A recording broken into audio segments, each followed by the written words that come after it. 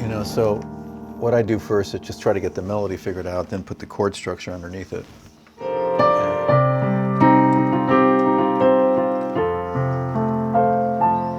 I mean, what's really exciting is when you get like, okay, I really like this melody.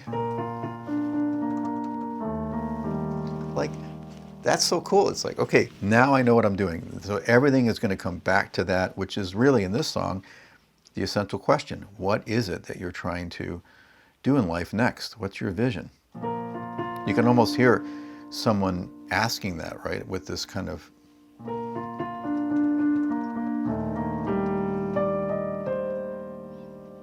and then the emphasis of make it good.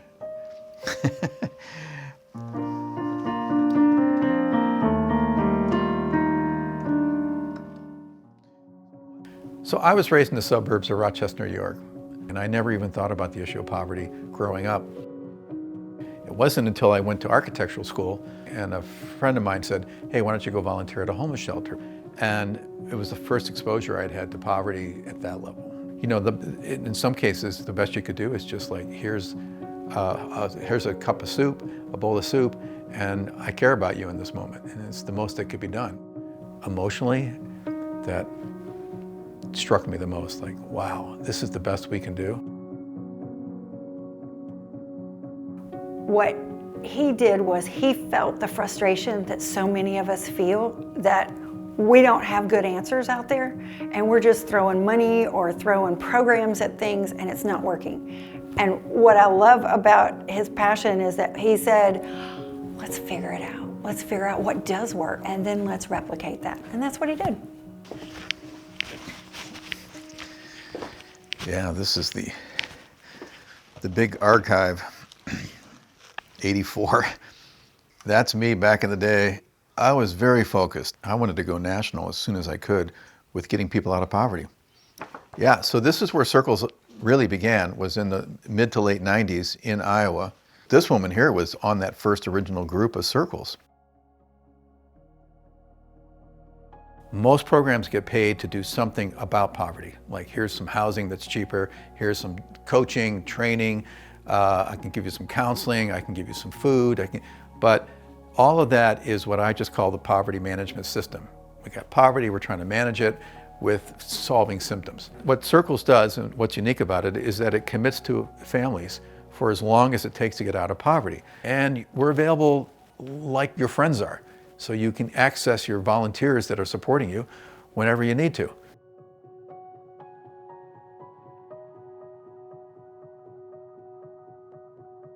If you think about anything you've tried to do in your life, my guess is there's been somebody in your corner, right? Most people, when they get that urge to do something new in their life, have to get aid from somewhere outside of themselves. And we just do it naturally. We end up having our own circles all the time.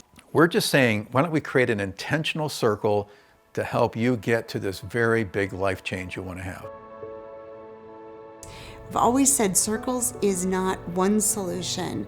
Circles is many solutions provided by many different people to help one person get out of poverty. Scott founded Circles in order to help families be the best that they can be. He created a process of bringing community together to help people who wanted to change their lives be able to do that. To see him really wanting to make a change, not just in his community, but for everybody, it's amazing to me. When we started overlooking families that are going through stuff like that, he removed the Band-Aid and started putting permanent solutions in a place to where we can all thrive. And it's not about Circles or any other organization doing it all. It's about bringing people together.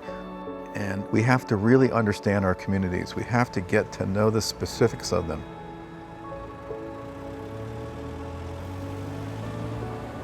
Investment, yeah, the new site for the subsidized housing is going up here.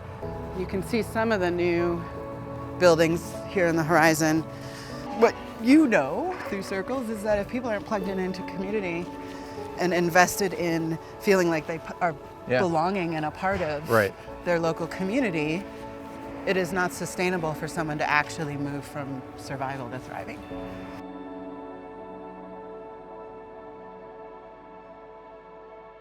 In one respect, the whole manual for circles was built on a million mistakes we made. Just, okay, so don't do that. Page 71, don't do that either. Don't do this. Do that instead. But for whatever reason, I've just been, kind of blessed with these folks that have showed up, and they become these angels who make sure this thing keeps going. I'm most thankful for Scott's belief in the fact that we could do this. He kept telling us over and over, you have exactly what you need to do this. Just start. Scott is not only a leader, but a visionary, and he's an amazing friend, amazing supporter, and just calling and checking on me and seeing if I need anything. It's just that support. He's like the father for this movement, and I love him to death. Yeah, I really appreciate that you were a mentor and still are a mentor to me to do something bigger with my life. Here's this national presence that I had within me that I didn't even know was in there, but you gave me the confidence to be able to find that.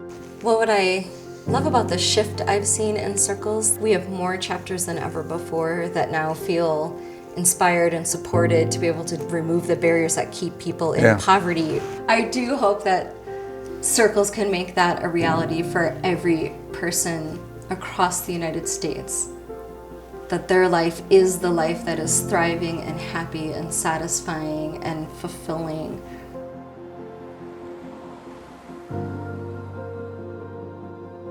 So, when I look back over the last 4 decades of Circles, what I'm most proud about is that it's growing and developing, and it's got its own life.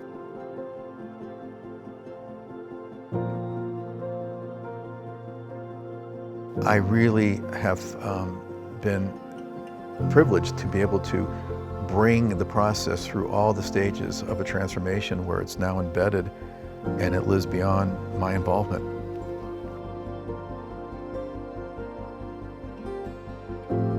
I think we've done enough demonstration of what it takes to get people out of poverty, and now people want to use it.